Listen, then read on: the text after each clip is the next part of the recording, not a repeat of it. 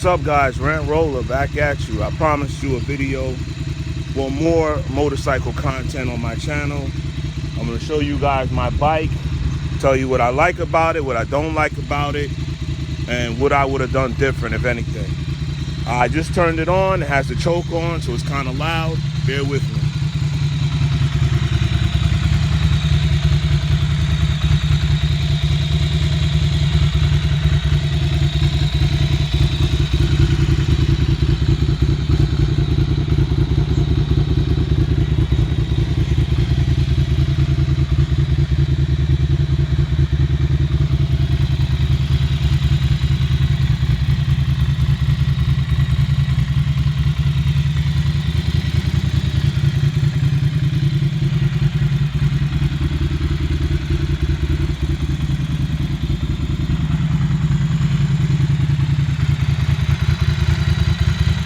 All right, so that's a quick walk around of the bike. Let me move back here where it's not so loud. And I can tell you a couple things about the bike. I'm about to ride it to the store. Let's first talk about, first of all, a little bit about myself. I just bought this bike a few months back, about 2 months ago. Right, this is my first ever motorcycle. I've only ridden quads before, and automatic quads, even though I drove a stick shift for a year. So I'm very familiar with a clutch and shifting, you know, and all of that stuff. So that really did help me learn how to ride this bike, this being my first bike.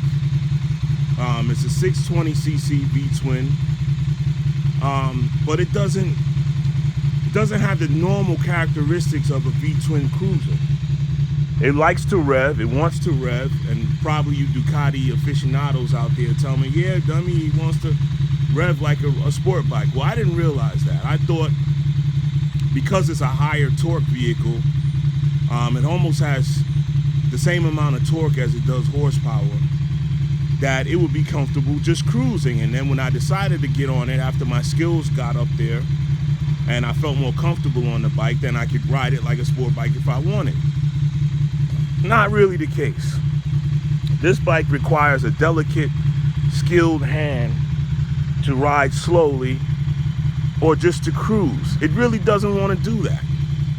It really wants to get on it, get up higher in the revs, at least around 5,000, 6,000 RPM, and it wants to go for it. It's every engine is different, has different characteristics.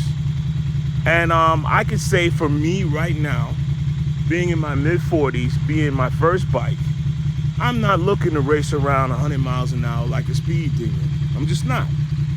I'm over that part of my life. I'll do it in a car, but not on a bike, especially since I don't have the skill and experience to stop and swerve as quickly as I can accelerate. Because anybody can accelerate in a straight line and go fast. Doesn't take much skill to do that. But to get yourself out of danger, to avoid obstacles, to brake on time and get yourself out of a trouble, or just emergency maneuvers, this is what I have to get down on a motorcycle. I've ridden bicycles my whole life, and there's a big difference in weight, the way they handle, and the expenses if you drop the bike. That's the biggest difference. Other than the fact that it's way faster than a bicycle, is that I really can't afford to drop this bike. I mean, it has frame sliders on it. I'll show you here.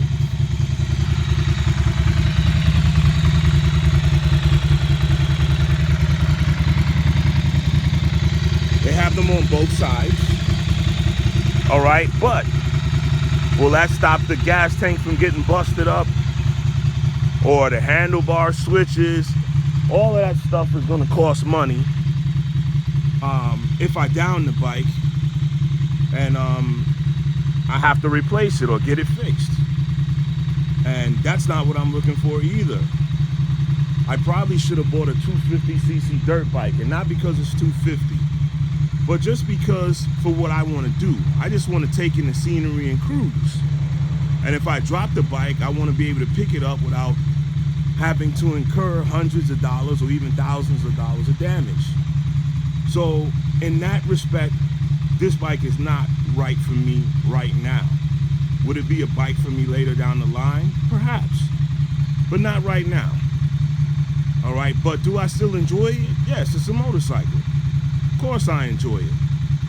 The other issue for me is the foot pegs.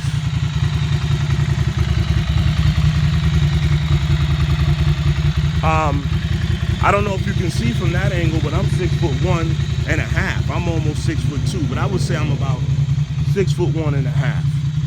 And I have a 32 or 33-inch inseam, right? And for just learning the controls, it's cramped for me as far as the gas tank is wide, so it spreads your legs a little wide, and then you have to turn your feet inward, at least to hit the rear brake. You don't have to turn your left foot inward as much to shift, but it's still a little awkward, and it takes, I'm still thinking it instead of doing it. I'm still finding my foot placement to upshift and my foot placement on the rear brake. And that's not really where I want to be on the motorcycle. I don't really want to be thinking about it. I just want it to flow naturally, just like you're driving a car or you're riding a bike. I want it to flow naturally. So that's that. Now let's get to the good parts.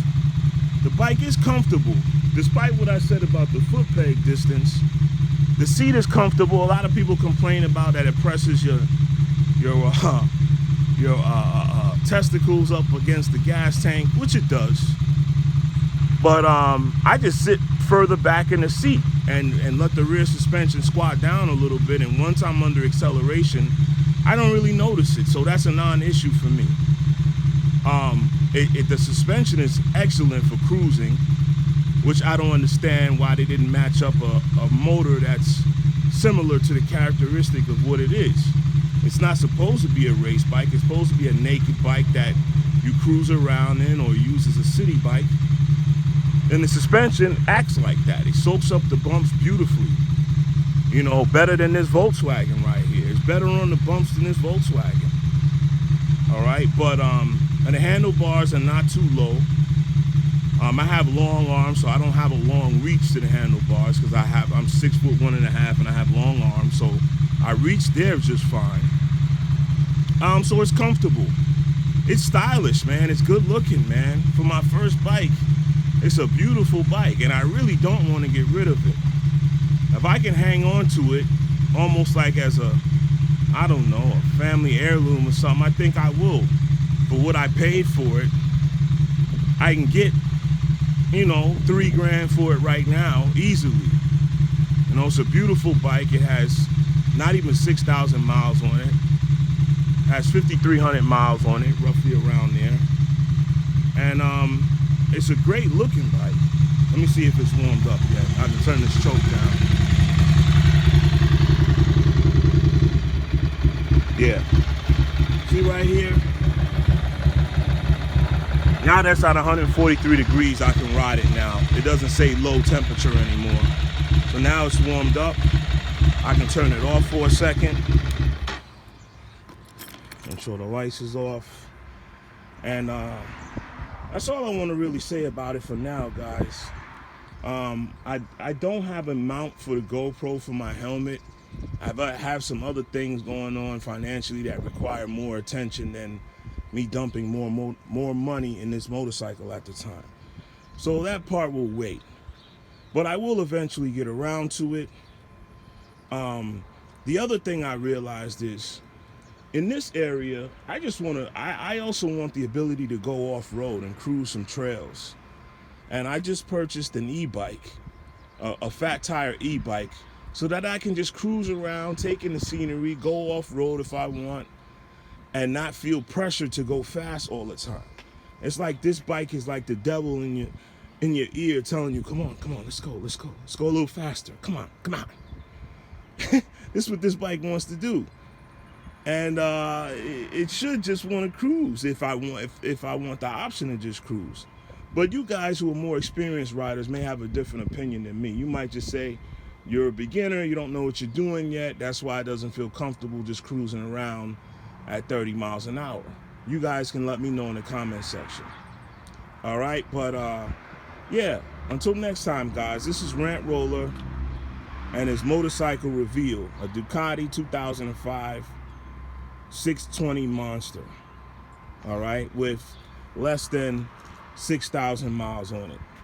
And it looks in showroom condition, so I'm happy about that. All right, guys, I'll see you next time.